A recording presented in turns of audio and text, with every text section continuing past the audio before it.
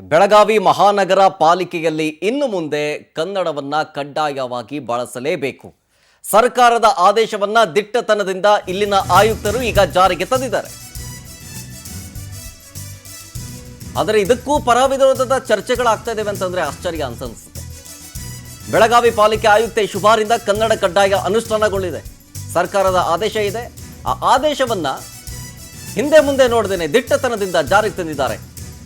ಗಡಿ ಜಿಲ್ಲೆ ಅಂತ ಯಾವುದನ್ನು ನೋಡಿಲ್ಲ. ಎಂಇಎಸ್ ಪುಂಡ್ರಿಗೆ ಬಿಸಿ ಮುಟ್ಟಿಸಿದಂತಾಯ್ತೀಗ. ಕನ್ನಡ ಪ್ರೇಮವನ್ನ ಮೆರೆದಿದೆ ಈಗ ಪಾಲಿಕೆ ಆಯುಕ್ತರು. ಬೆಳಗಾವಿ ಪಾಲಿಕೆಯಲ್ಲಿ ಕನ್ನಡಮಯಗೊಳಿಸಿದ್ದಾರೆ ಆಯುಕ್ತ ಶುಭ.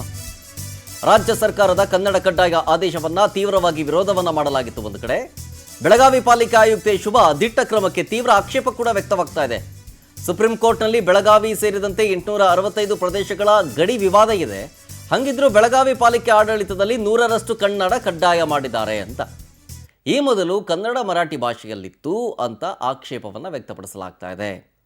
ಈಗ ಮರಾಠಿ ನಾಮಫಲಕವನ್ನು ಕಿತ್ತೆಸ್ತಿದ್ದಾರೆ ಅಂತೇಳಿ ನಿಯೋಗ ಮನವಿಯನ್ನು ಮಾಡ್ಕೊಳ್ತಾ ಇದೆ. ಸಚಿವ ಸತೀಶ್ ಜಾರಕಿಹೊಳಿ ನಿವಾಸದಲ್ಲಿ ಭೇಟಿಯಾಗಿ ಇದರ ಬಗ್ಗೆ ಮನವಿಯನ್ನು ಸಲ್ಲಿಕೆ ಮಾಡಿದ್ದಾರೆ ಅಂತ.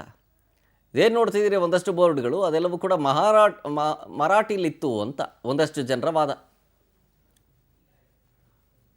ಕನ್ನಡವನ್ನು ಆಡಳಿತದಲ್ಲಿ ಜಾರಿ ತರುವ ಸಂಬಂಧ ಇತ್ತೀಚೆಗೆ ಕನ್ನಡ ಅಭಿವೃದ್ಧಿ ಪ್ರಾಧಿಕಾರ ಅಧ್ಯಕ್ಷರಾದಂಥ ಡಾಕ್ಟರ್ ಪುರುಷೋತ್ತಮ್ ಬೆಳಿಮಲೆ ಅವರು ನಾನು ಸೇರಿ ಅನೇಕ ಸಭೆಗಳನ್ನು ಇಲ್ಲಿ ಮಾಡಿದ್ದೇವೆ.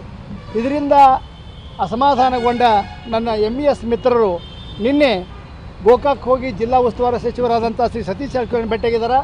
ಇಲ್ಲಿ ಕನ್ನಡ ಕಡ್ಡಾಯ ಮಾಡಿದ್ದಾರೆ ಅಂತೇಳಿ ಆಕ್ರೋಶ ವ್ಯಕ್ತಪಡಿಸಿದ್ದಾರೆ. ಅವರು ಮನವಿ ತೊಗೊಂಡಿದ್ದಾರೆ.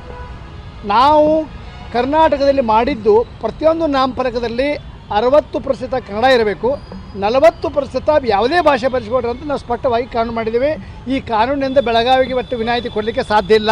ಈ ವಿಷಯದಲ್ಲಿ ಮಹಾನಗರ ಪಾಲಿಕೆಯಲ್ಲಿ 10ನೇ ತಾರೀಕು ಮಾಡಿದಂಥ ಮೀಟಿಂಗ್ನಲ್ಲಿ ಸ್ಪಷ್ಟವಾಗಿ ಹೇಳಿದ್ದೇವೆ. ಅವರು MES ಅವರಿಗೆ ಒಂದೇನೋ ವಿಷಯ ಬೇಕಾಗೈತಿ ಅಂತ ತೊಗೊಂಡು ಹೋಗಿದ್ದಾರೆ. ಗೋಕಾಕ್ ಹೋಗಿ ಅವರು ಜಿಲ್ಲಾ ಉಸ್ತುವಾರಿ ಸಚಿವರನ್ನ ಭೇಟಿಯಾಗಿದ್ದಕ್ಕೆ ನಮ್ಮ ಆಕ್ಷೇಪ ಇಲ್ಲ. ಆದರೆ ಕರ್ನಾಟಕ ಸರ್ಕಾರದ ಭಾಷಾ ನೀತಿ ಬೆಳಗಾವಿಗೆ ಅಷ್ಟೇ ಬದಲಾಗಕ್ಕೆ ಸಾಧ್ಯ ಇಲ್ಲ. ನಾವು ಬೆಳಗಾವಿ ಬದಲಾಗಿ ಬಿಡೋದೂ ಇಲ್ಲ. ಯಾಕಂದರೆ ಮಹಾರಾಷ್ಟ್ರದೊಳಗೆ ಡೀಟೇಲ್ಸ್ ಕೊಡ್ತಾರೆ. ಇದ್ರ ಬಗ್ಗೆ ನಮ್ಮ ಪ್ರತಿನಿಧಿ ಮಂಜುನಾಥ್ ಫೋನ್ ಸಂಪರ್ಕದಲ್ಲಿ ಜಾಯ್ನ್ ಆಗ್ತಾರೆ. ಮಂಜುನಾಥ್, ಈ ಕನ್ನಡ ಕಡ್ಡಾಯ ವಿಚಾರಕ್ಕೆ ಸಂಬಂಧಪಟ್ಟಂತೆ ಒಂದು ಕಡೆ ಪರ ವಿರೋಧದ ಚರ್ಚೆ ಆಗ್ತಾ ಇದೆ. ಡೀಟೇಲ್ಸ್ ಕೊಡೋದಾದ್ರೆ ಇದ್ರ ಬಗ್ಗೆ. ಹೌದು ಸರ್, ಏನು ಬೆಳಗಾವಿಯಲ್ಲಿ MES ಪುಂಡ್ರಿಗೆ ಸರ್ಕಾರ ತಕ್ಕಶಾಸ್ತಿ ಅಂತ ಮಾಡಿದೆ ಅಂತ ಹೇಳ್ಬೇಕಾಗುತ್ತೆ. ಪ್ರಮುಖವಾಗಿ ಕರ್ನಾಟಕದಲ್ಲಿ ಕನ್ನಡವೇ ಸಾರ್ವಭೌಮ ಮತ್ತು ಕನ್ನಡವೇ ಆದ್ಯತೆ ಕೊಡ್ಬೇಕಂತೇಳಿ ಈಗಾಗಲೇ 100% ಕನ್ನಡ ಆದಾಯವನ್ನು ಕಡ್ಡಾಯಗೊಳಿಸಿ ಈಗಾಗಲೇ ರಾಜ್ಯ ಸರ್ಕಾರ ಆದೇಶ ಮಾಡಿತ್ತು. ಅದರಂತೆ ಬೆಳಗಾವಿಯ ಏನು ಮಹಾನಗರ ಪಾಲಿಕೆ ಆಯುಕ್ತ ಅಂತ ಬಿ ಸುಬ್ಬಾ ಅವರು ಬೆಳಗಾವಿಯಲ್ಲಿ ಕನ್ನಡವನ್ನ 100% ಮಾಡಿ ಆದೇಶ ಹೊರಡಿದ್ದಾರೆ.